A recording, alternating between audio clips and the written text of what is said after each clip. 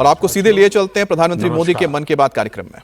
आज पूरा देश आतंकवाद के खिलाफ एकजुट है, आक्रोश से भरा हुआ है, संकल्पबद्ध है। आज हर भारतीय का यही संकल्प है, हमें आतंकवाद को खत्म करना ही है। साथियों, ऑपरेशन सिंदूर के दौरान हमारी सेनाओं ने जो पराक्रम दिखाया है, उसने हर हिंदुस्तानी का सिर ऊंचा कर दिया है। जिस प्रिसीजन के साथ, जिस सटीकता के साथ हमारी सेनाओं ने सीमा पार के आतंकवादी ठिकानों को ध्वस्त किया, वो अद्भुत है। ऑपरेशन सिंदूर ने दुनिया भर में आतंक के खिलाफ लड़ाई को नया विश्वास और उत्साह दिया है। साथियों, ऑपरेशन सिंदूर सिर्फ एक सैन्य मिशन नहीं है, ये हमारे संकल्प, साहस और बदलते भारत की तस्वीर है। और इस तस्वीर ने पूरे देश को देशभक्ति के भावों से भर दिया है, तिरंगे में रंग दिया है। आपने देखा होगा, देश के कई शहरों में, गांवों में, छोटे छोटे कस्बों में तिरंगा यात्राएं निकाली गई। हजारों लोग हाथों में तिरंगा लेकर देश की सेना, उसके प्रति वंदन अभिनंदन करने निकल पड़े। कितने ही शहरों में सिविल डिफेंस वॉलेंटियर बनने के लिए बड़ी संख्या में युवा एकजुट हो गए। और हमने देखा, चंडीगढ़ के वीडियो तो काफी वायरल हुए थे। सोशल मीडिया पर कविताएं लिखी जा रही थी, संकल्प गीत गाए जा रहे थे, छोटे छोटे बच्चे पेंटिंग्स बना रहे थे जिनमें बड़े संदेश छुपे थे। मैं अभी 3 दिन पहले बीकानेर गया था। वहां बच्चों ने मुझे ऐसी ही एक पेंटिंग भेंट की थी। ऑपरेशन सिंदूर ने देश के लोगों को इतना प्रभावित किया है कि कई परिवारों ने इसे अपने जीवन का हिस्सा बना लिया है। बिहार के कटिहार में, यूपी के कुशीनगर में और भी कई शहरों में उस दौरान जन्म लेने वाले बच्चों का नाम सिंदूर रखा गया है। साथियों, हमारे जवानों ने आतंक के अड्डों को तबाह किया। यह उनका अदम्य साहस था और उसमें शामिल थी भारत में बने हथियारों, उपकरणों और टेक्नोलॉजी की ताकत। उसमें आत्मनिर्भर भारत का संकल्प भी था। हमारे इंजीनियर्स, हमारे तकनीशियन, हर किसी का पसीना इस विजय में शामिल है। इस अभियान के बाद पूरे देश में वोकल फॉर लोकल को लेकर एक नई ऊर्जा दिख रही है। कई बातें मन को छू जाती है। एक माँ बाप ने कहा, अब हम अपने बच्चों के लिए सिर्फ भारत में बने खिलौने ही लेंगे। देशभक्ति की शुरुआत बचपन से होगी। कुछ परिवारों ने शपथ ली है, हम अपनी अगली छुट्टियां देश के किसी खूबसूरत जगह में ही बिताएंगे। कई युवाओं ने मेड इन इंडिया का संकल्प लिया है, वो देश में ही शादी करेंगे। किसी ने ये भी कहा है, अब जो भी गिफ्ट देंगे वह किसी भारतीय शिल्पकार के हाथों से बना होगा। साथियों, यही तो है भारत की असली ताकत, जन मन का जुड़ाव, जन भागीदारी। मैं आप सबसे भी आग्रह करता हूं, आइए इस अवसर पर एक संकल्प लें। हम अपने जीवन में जहां भी संभव हो देश में बनी चीजों को प्राथमिकता देंगे। यह सिर्फ आर्थिक आत्मनिर्भरता की बात नहीं है, यह राष्ट्र के निर्माण में भागीदारी का भाव है। हमारा एक कदम भारत की प्रगति में बहुत बड़ा योगदान बन सकता है। साथियों, बस से कहीं आना जाना कितनी सामान्य बात है। लेकिन मैं आपको एक ऐसे गांव के बारे में बताना चाहता हूं जहां पहली बार एक बस पहुंची।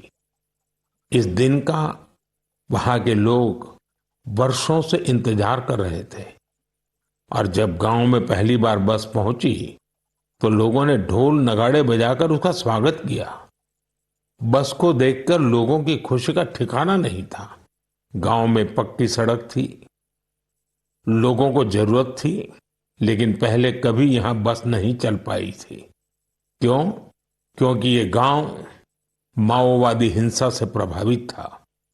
यह जगह है महाराष्ट्र के गढ़चिरौली जिले में और इस गांव का नाम है काटेजरी। काटेजरी में आए इस परिवर्तन को आसपास के पूरे क्षेत्र में महसूस किया जा रहा है।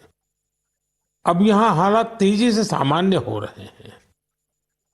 माओवाद के खिलाफ सामूहिक लड़ाई से अब ऐसे क्षेत्रों तक भी बुनियादी सुविधाएं पहुंचने लगी हैं। गांव के लोगों का कहना है कि बस के आने से उन लोगों का जीवन बहुत आसान हो जाएगा। साथियों, मन की बात में हम छत्तीसगढ़ में हुए बस्तर ओलंपिक और माओवाद प्रभावित क्षेत्रों में साइंस लैब पर चर्चा कर चुके हैं। यहाँ के बच्चों में साइंस का पैशन है, वो स्पोर्ट्स में भी कमाल कर रहे हैं। ऐसे प्रयासों से पता चलता है कि इन इलाकों में रहने वाले लोग कितने साहसी होते हैं। इन लोगों ने तमाम चुनौतियों के बीच अपने जीवन को बेहतर बनाने की राह चुनी है। मुझे यह जानकर भी बहुत खुशी हुई कि 10वीं और 12वीं की परीक्षाओं में दंतेवाड़ा जिले के नतीजे बहुत शानदार रहे हैं। करीब 95% रिजल्ट के साथ ये जिला 10वीं के नतीजों में टॉप पर रहा। वहीं 12वीं की परीक्षा में इस जिले ने छत्तीसगढ़ में छठा स्थान हासिल किया। सोचिए, जिस दंतेवाड़ा में कभी माओवाद चरम पर था, वहां आज शिक्षा का परचम लहरा रहा है। ऐसे बदलाव हम सभी को गर्व से भर देते हैं। मेरे प्यारे देशवासियों, अब मैं लायंस, शेरों से जुड़ी एक बड़ी अच्छी खबर आपको बताना चाहता हूं। पिछले केवल 5 वर्षों में गुजरात के गीर में शेरों की आबादी 674 से बढ़कर 891 हो गई है। 674 से 891। लायन सेंसस के बाद सामने आई शेरों की ये संख्या बहुत उत्साहित करने वाली है। साथियों, आप में से बहुत से लोग यह जानना चाह रहे होंगे कि आखिर ये एनिमल सेंसस होती कैसे है। ये एक्सरसाइज बहुत ही चुनौतीपूर्ण है। आपको यह जानकर हैरानी होगी कि लायन सेंसस 11 जिलों में 35,000 वर्ग किलोमीटर के दायरे में की गई थी। सेंसस के लिए टीमों ने राउंड द क्लॉक यानी 2400 घंटे इन क्षेत्रों की निगरानी की। इस पूरे अभियान में वेरिफिकेशन और क्रॉस वेरिफिकेशन दोनों किए गए। इससे पूरी बारीकी से शेरों की गिनती का काम पूरा हो सका। साथियों, एशियाटिक लायन की आबादी में बढ़ोतरी ये दिखाती है कि जब समाज में ओनरशिप का भाव मजबूत होता है तो कैसे शानदार नतीजे आते हैं। कुछ दशक पहले गीर में हालात बहुत चैलेंजिंग थे, लेकिन वहां के लोगों ने मिलकर बदलाव लाने का बीड़ा उठाया। वहां लेटेस्ट टेक्नोलॉजी के साथ ही ग्लोबल बेस्ट प्रैक्टिसेस को भी अपनाया गया। इसी दौरान गुजरात ऐसा पहला राज्य बना जहां बड़े पैमाने पर फॉरेस्ट ऑफिसर के पद पर महिलाओं की तैनाती की गई। आज हम जो नतीजे देख रहे हैं उसमें इन सभी का योगदान है। वाइल्ड लाइफ प्रोटेक्शन के लिए हमें ऐसे ही हमेशा जागरूक और सतर्क रहना होगा। मेरे प्यारे देशवासियों, 2-3 दिन पहले ही मैं पहली राइजिंग नॉर्थ ईस्ट समिट में गया था। उससे पहले हमने नॉर्थ ईस्ट के सामर्थ्य को समर्पित अष्टलक्ष्मी महोत्सव भी मनाया था। नॉर्थ ईस्ट की बात ही कुछ और है। वहां का सामर्थ्य, वहां का टैलेंट वाकई अद्भुत है। मुझे एक दिलचस्प कहानी पता चली है क्राफ्टेड फाइबर्स की।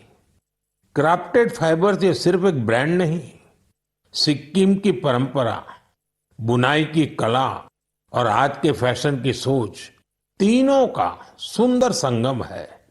इसकी शुरुआत की डॉक्टर चेवांग नोरबू भूटिया ने। पेशे से वो वेटरनरी डॉक्टर है और दिल से सिक्किम की संस्कृति के सच्चे ब्रांड एम्बेसडर। उन्होंने सोचा क्यों न बुनाई को एक नया आयाम दिया जाए, और इसी सोच से जन्म हुआ क्राफ्टेड फाइबर का। उन्होंने पारंपरिक बुनाई को मॉडर्न फैशन से जोड़ा और इसे बनाया एक सोशल एंटरप्राइज। अब उनके यहाँ केवल कपड़े नहीं बनते, उनके यहाँ जिंदगियां बुनी जाती है। वे लोकल लोगों को स्किल ट्रेनिंग देते हैं, उन्हें आत्मनिर्भर बनाते हैं। गांवों के बुनकर, पशुपालक और सेल्फ हेल्प ग्रुप, इन सबको जोड़कर डॉक्टर भूटिया ने रोजगार के नए रास्ते बनाए हैं। आज स्थानीय महिलाएं और कारीगर अपने हुनर से अच्छी कमाई कर रहे हैं। क्राफ्टेड फाइबर्स के शॉल, स्टॉल, दस्ताने, मोजे सब लोकल हैंडलूम से बने होते हैं। इसमें जो ऊन का इस्तेमाल होता है वो सिक्किम के खरगोशों और भेड़ों से आता है। रंग भी पूरी तरह प्राकृतिक होते हैं, कोई केमिकल नहीं, सिर्फ प्रकृति की रंगत। डॉक्टर भूटिया ने सिक्किम की पारंपरिक बुनाई और संस्कृति को एक नई पहचान दी है। डॉक्टर भूटिया का काम हमें सिखाता है कि जब परंपरा को पैशन से जोड़ा जाए तो वो दुनिया को कितना लुभा सकती है। मेरे प्यारे देशवासियों, आज मैं आपको एक ऐसे शानदार व्यक्ति के बारे में बताना चाहता हूं जो एक कलाकार भी हैं और जीती जागती प्रेरणा भी है। नाम है जीवन जोशी। उम्र 65 साल। अब सोचिए, जिनके नाम में ही जीवन हो वो कितनी जीवंतता से भरे होंगे। जीवन जी उत्तराखंड के हल्द्वानी में रहते हैं। बचपन में पोलियो ने उनके पैरों की ताकत छीन ली थी, लेकिन पोलियो उनके हौसलों को नहीं छीन पाया। उनके चलने की रफ्तार भले ही कुछ धीमी हो गई, लेकिन उनका मन कल्पना की हर उड़ान उड़ता रहा। इसी उड़ान में जीवन जी ने एक अनोखी कला को जन्म दिया। नाम रखा बगेट। इसमें वो चीड़ के पेड़ों से गिरने वाली सूखी छाल से सुंदर कलाकृतियां बनाते हैं। वो छाल जिसे लोग आमतौर पर बेकार समझते हैं, जीवन जी के हाथों में आते ही धरोहर बन जाती है। उनकी हर रचना में उत्तराखंड की मिट्टी की खुशबू होती है। कभी पहाड़ों के लोक वाद्य यंत्र, तो कभी लगता है जैसे पहाड़ों की आत्मा उस लकड़ी में समा गई हो। जीवन जी का काम सिर्फ कला नहीं, एक साधना है।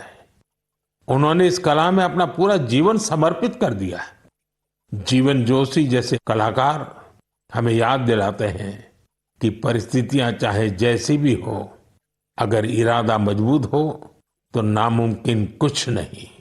उनका नाम जीवन है और उन्होंने सच में दिखा दिया कि जीवन जीना क्या होता है। मेरे प्यारे देशवासियों, आज कई ऐसी महिलाएं हैं जो खेतों के साथ ही अब आसमान की ऊंचाइयों पर काम कर रही हैं। जी हां, आपने सही सुना। अब गांव की महिलाएं ड्रोन दीदी बनकर ड्रोन उड़ा रही हैं और उससे खेती में नई क्रांति ला रही है। साथियों, तेलंगाना के संगारेड्डी जिले में कुछ समय पहले तक जिन महिलाओं को दूसरों पर निर्भर रहना पड़ता था, आज वही महिलाएं ड्रोन से 50 एकड़ जमीन पर दवा के छिड़काव का काम पूरा कर रही है। सुबह 3 घंटे, शाम 2 घंटे और काम निपट गया। धूप की तपन नहीं, जहर जैसे केमिकल्स का खतरा नहीं।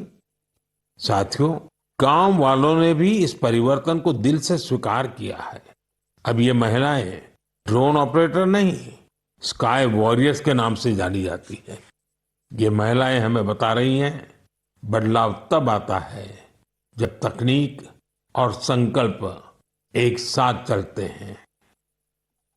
मेरे प्यारे देशवासियों, अंतर्राष्ट्रीय योग दिवस में अब 1 महीने से भी कम समय बचा है। ये अवसर याद दिलाता है कि अगर आप अब भी योग से दूर हैं, तो अब योग से जुड़े। योग आपका जीवन जीने का तरीका बदल देगा। साथियों, 21 जून 2015 में योग दिवस की शुरुआत के बाद से ही इसका आकर्षण लगातार बढ़ रहा है। इस बार भी योग दिवस को लेकर दुनिया भर में लोगों का जोश और उत्साह नजर आ रहा है। अलग अलग संस्थान अपनी तैयारियां साझा कर रहे हैं। बीते वर्षों की तस्वीरों ने बहुत प्रेरित किया है। हमने देखा है, अलग अलग देशों में किसी साल लोगों ने योग चेन बनाई, योग रिंग बनाई। ऐसी बहुत ही तस्वीरें हैं जहां एक साथ 4 जनरेशन मिलकर योग कर रही हैं। बहुत से लोगों ने अपने शहर की आइकॉनिक प्लेसेस को योग के लिए चुना। आप भी इस बार कुछ इंटरेस्टिंग तरीके से योग दिवस मनाने के बारे में सोच सकते हैं। साथियों, आंध्र प्रदेश की सरकार ने योग आंध्र अभियान शुरू किया है। इसका उद्देश्य पूरे राज्य में योग संस्कृति को विकसित करना है। इस अभियान के तहत योग करने वाले 10 लाख लोगों का एक पूल बनाया जा रहा है। मुझे इस वर्ष विशाखापत्तनम में योग दिवस कार्यक्रम में शामिल होने का अवसर मिलेगा। मुझे जानकर अच्छा लगा कि इस बार भी हमारे युवा साथी देश की विरासत से जुड़ी आइकॉनिक प्लेसेस पर योग करने वाले हैं। कई युवाओं ने नए रिकॉर्ड बनाने और योग चेन का हिस्सा बनने का संकल्प लिया है। हमारे कॉरपोरेट भी इसमें पीछे नहीं है। कुछ संस्थानों ने ऑफिस में ही योग अभ्यास के लिए अलग स्थान तय कर दिया है। कुछ स्टार्टअप्स ने अपने ऑफिस योग अवर्स तय कर दिए हैं। ऐसे भी लोग हैं जो गांवों में जाकर योग सिखाने की तैयारी कर रहे हैं। हेल्थ और फिटनेस को लेकर लोगों की ये जागरूकता मुझे बहुत आनंद देती है। साथियों, योग दिवस के साथ साथ आयुर्वेद के क्षेत्र में भी कुछ ऐसा हुआ है जिसके बारे में जानकर आपको बहुत खुशी होगी। कल ही यानी 24 मई को WHO के डायरेक्टर जनरल और मेरे मित्र तुलसी भाई की मौजूदगी में एक MOU साइन किया गया है। इस एग्रीमेंट के साथ ही international classification of health interventions के तहत एक डेडिकेटेड ट्रेडिशनल मेडिसिन मॉड्यूल पर काम शुरू हो गया है। इस पहल से आयुष को पूरी दुनिया में वैज्ञानिक तरीके से अधिक लोगों तक पहुंचाने में मदद मिलेगी। साथियों, आपने स्कूलों में ब्लैक बोर्ड तो देखा होगा, लेकिन अब कुछ स्कूलों में शुगर बोर्ड भी लगाया जा रहा है। ब्लैक बोर्ड नहीं, शुगर बोर्ड। CBSE की इस अनोखी पहल का उद्देश्य है बच्चों को उनके शुगर इंटेक के प्रति जागरूक करना। कितनी चीनी लेनी चाहिए और कितनी चीनी खाई जा रही है, ये जानकर बच्चे खुद से ही हेल्दी विकल्प चुनने लगे हैं। ये एक अनोखा प्रयास है और इसका असर भी बड़ा पॉजिटिव होगा। बचपन से ही स्वस्थ जीवन शैली की आदतें डालने में ये काफी मददगार साबित हो सकता है। कई अभिभावकों ने इसे सराहा है और मेरा मानना है ऐसी पहल दफ्तरों, कैंटीनों और संस्थानों में भी होनी चाहिए। आखिरकार सेहत है तो सब कुछ है। फिट इंडिया ही स्ट्रांग इंडिया की नींव है। मेरे प्यारे देशवासियों, स्वच्छ भारत की बात हो और मन की बात के श्रोता पीछे रहें, ऐसा कैसे हो सकता है भला? मुझे पूरा विश्वास है कि आप सब अपने अपने स्तर पर इस अभियान को मजबूती दे रहे हैं। लेकिन आज मैं आपको एक ऐसी मिसाल के बारे में बताना चाहता हूं जहां स्वच्छता के संकल्प ने पहाड़ जैसी चुनौतियों को भी मात दे दी। आप सोचिए, कोई व्यक्ति बर्फीली पहाड़ियों पर चढ़ाई कर रहा हो, जहां सांस लेना मुश्किल हो, कदम कदम पर जान को खतरा हो, और फिर भी वो व्यक्ति वहां सफाई में जुटा हो। ऐसा ही कुछ किया है हमारी आईटीबीपी की टीमों के सदस्यों ने। ये टीम माउंट मकालू जैसे विश्व की सबसे कठिन चोटी पर चढ़ाई के लिए गई थी। पर साथियों, उन्होंने सिर्फ पर्वतारोहण नहीं किया, उन्होंने अपने लक्ष्य में एक मिशन और जोड़ा, स्वच्छता का। चोटी के पास जो कचरा पड़ा था, उन्होंने उसे हटाने का बीड़ा उठाया। आप कल्पना कीजिए, 150 किलो से ज्यादा नॉन बायोडिग्रेडेबल वेस्ट इस टीम के सदस्य अपने साथ नीचे लाए। इतनी ऊंचाई पर सफाई करना कोई आसान काम नहीं है, लेकिन यह दिखाता है कि जहां संकल्प होता है, वहां रास्ते अपने आप बन जाते हैं। साथियों, इसी से जुड़ा एक और जरूरी विषय है पेपर वेस्ट और रिसाइकलिंग। हमारे घरों और दफ्तरों में हर दिन बहुत सारा पेपर वेस्ट निकलता है। शायद हम इसे सामान्य मानते हैं, लेकिन आपको जानकर हैरानी होगी, देश के लैंडफिल वेस्ट का लगभग 1/4 हिस्सा कागज से जुड़ा होता है। आज जरूरत है हर व्यक्ति इस दिशा में जरूर सोचे। मुझे जानकर अच्छा लगा कि भारत के कई स्टार्टअप्स इस सेक्टर में शानदार काम कर रहे हैं। विशाखापत्तनम, गुरुग्राम, ऐसे कई शहरों में कई स्टार्टअप पेपर रिसाइकलिंग के इनोवेटिव तरीके अपना रहे हैं। कोई रिसाइकल पेपर से पैकेजिंग बोर्ड बना रहा है, कोई डिजिटल तरीकों से न्यूज़पेपर रिसाइकलिंग को आसान बना रहा है। जालना जैसे शहरों में कुछ स्टार्टअप 100% रिसाइकल मटेरियल से पैकेजिंग रोल और पेपर कोर बना रहे हैं। आप ये भी जानकर प्रेरित होंगे, 1 टन कागज की रिसाइकलिंग से 17 पेड़ कटने से बचते हैं और हजारों लीटर पानी की बचत होती है। अब सोचिए, जब पर्वतारोही इतने कठिन हालत में कचरा वापस ला सकते हैं, तो हमें भी अपने घर या दफ्तर में पेपर को अलग करके रिसाइकलिंग में अपना योगदान जरूर देना चाहिए। जब देश का हर नागरिक ये सोचेगा कि देश के लिए मैं क्या बेहतर कर सकता हूं, तभी मिलकर हम बड़ा परिवर्तन ला सकते हैं। साथियों, बीते दिनों खेलो इंडिया गेम्स की बड़ी धूम रही। खेलो इंडिया के दौरान बिहार के 5 शहरों ने मेजबानी की थी। वहां अलग अलग कैटेगरी के मैच हुए थे। पूरे भारत से वहां पहुंचे एथलीट्स की संख्या 5,000 से भी ज्यादा थी। इन एथलीट्स ने बिहार की स्पोर्टिंग स्पिरिट की, बिहार के लोगों से मिली आत्मीयता की बड़ी तारीफ की है। साथियों, बिहार की धरती बहुत खास है। इस आयोजन में यहाँ कई यूनिक चीजें हुई हैं। खेलो इंडिया यूथ गेम्स का ये पहला आयोजन था जो ओलंपिक चैनल के जरिए दुनिया भर में पहुंचा। पूरे विश्व के लोगों ने हमारे युवा खिलाड़ियों की प्रतिभा को देखा और सराहा। मैं सभी पदक विजेताओं, विशेषकर टॉप के 3 विनर्स महाराष्ट्र, हरियाणा और राजस्थान को बधाई देता हूं। साथियों, इस बार खेलो इंडिया में कुल 26 रिकॉर्ड बने। वेट लिफ्टिंग स्पर्धाओं में महाराष्ट्र की अस्मिता धोने, ओडिशा के हर्षवर्धन साहू और उत्तर प्रदेश के तुषार चौधरी के शानदार प्रदर्शन ने सबका दिल जीत लिया। वहीं महाराष्ट्र के साईराज परदेशी ने तो 3 रिकॉर्ड बना डाले। एथलेटिक्स में उत्तर प्रदेश के कादिर खान और शेख जिशान और राजस्थान के हंसराज ने शानदार प्रदर्शन किया। इस बार बिहार ने भी 36 मेडल्स अपने नाम किए। साथियों, जो खेलता है वही खिलता है, यंग स्पोर्टिंग टैलेंट के लिए टूर्नामेंट बहुत मायने रखता है। इस तरह के आयोजन भारतीय खेलों के भविष्य को और संवारने वाले हैं।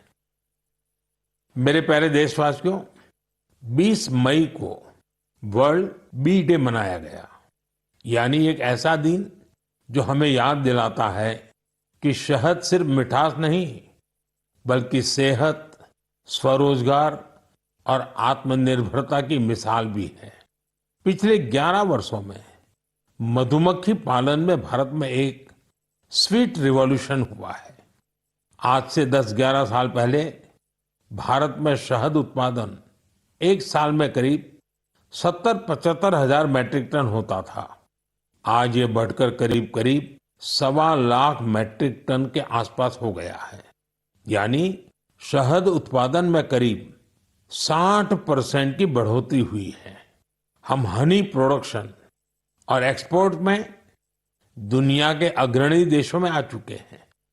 साथियों, इस पॉजिटिव इम्पैक्ट में राष्ट्रीय मधुमक्खी पालन और शहद मिशन की बड़ी भूमिका है। इसके तहत मधुमक्खी पालन से जुड़े हजारों किसानों को ट्रेनिंग दी गई, उपकरण दिए गए और बाजार तक उनकी सीधी पहुंच बनाई गई। साथियों, ये बदलाव सिर्फ आंकड़ों में नहीं दिखता, ये गांव की जमीन पर भी साफ नजर आता है। छत्तीसगढ़ के कोरिया जिले का एक उदाहरण है। यहाँ आदिवासी किसानों ने सोन हनी नाम से एक शुद्ध जैविक शहद ब्रांड बनाया है। आज वह शहद जैम समेत अनेक ऑनलाइन पोर्टल पर बिक रहा है। यानी गांव की मेहनत अब ग्लोबल हो रही है। इसी तरह उत्तर प्रदेश, गुजरात, जम्मू कश्मीर, पश्चिम बंगाल और अरुणाचल प्रदेश में हजारों महिलाएं और युवा अब हनी उद्यमी बन चुके हैं। साथियों, और अब शहद की केवल मात्रा नहीं, उसकी शुद्धता पर भी काम हो रहा है। कुछ स्टार्टअप अब एआई और डिजिटल टेक्नोलॉजी से शहद की गुणवत्ता को प्रमाणित कर रहे हैं। आप अगली बार जब भी शहद खरीदें तो इन हनी उद्यमियों द्वारा बनाए गए शहद को जरूर आजमाएं। कोशिश करें कि किसी लोकल किसान से, किसी महिला उद्यमी से भी शहद खरीदें, क्योंकि उस हर बूंद में स्वाद ही नहीं, भारत की मेहनत और उम्मीदें घुली होती हैं। शहद की ये मिठास आत्मनिर्भर भारत का स्वाद है। साथियों, जब हम शहद से जुड़े देशों के प्रयासों की बात कर रहे हैं, तो मैं आपको एक और पहल के बारे में बताना चाहता हूं। ये हमें याद दिलाती है कि हनी बीज की सुरक्षा सिर्फ पर्यावरण की नहीं, हमारी खेती और फ्यूचर जनरेशन की भी जिम्मेदारी है। ये उदाहरण है पुणे शहर का, जहां एक हाउसिंग सोसाइटी में मधुमक्खियों का एक छत्ता हटाया गया, शायद सुरक्षा के कारण या डर की वजह से।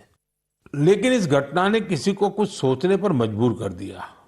अमित नाम के एक युवा ने तय किया कि बीज को हटाना नहीं, उन्हें बचाना चाहिए। उन्होंने खुद सीखा, मधुमक्खियों पर सर्च की और दूसरों को भी जोड़ना शुरू किया। धीरे धीरे उन्होंने एक टीम बनाई, जिसे उन्होंने नाम दिया बी फ्रेंड्स, यानी बी मित्र। अब ये बी फ्रेंड्स मधुमक्खियों के छत्तों को एक जगह से दूसरी जगह सुरक्षित तरीके से ट्रांसफर करते हैं, ताकि लोगों को खतरा न हो और हनी बीज भी जिंदा रहे। अमित जी के इस प्रयास का असर भी बड़ा शानदार हुआ है। हनी बीज की कॉलोनी बच रही है, हनी प्रोडक्शन बढ़ रहा है और सबसे जरूरी है, लोगों में अवेयरनेस भी बढ़ रही है। ये पहल हमें सिखाती है कि जब हम प्रकृति के साथ तालमेल में काम करते हैं तो उसका फायदा सबको मिलता है। मेरे प्यारे देशवासियों, मन की बात के इस एपिसोड में इस बार इतना ही। आप इसी तरह देश के लोगों की उपलब्धियों को, समाज के लिए उनके प्रयासों को मुझे भेजते रहिए। मन की बात के अगले एपिसोड में फिर मिलेंगे। कई नए विषयों और देशवासियों की नई उपलब्धियों की चर्चा करेंगे। मुझे आपके संदेशों का इंतजार है। आप सबका बहुत बहुत धन्यवाद।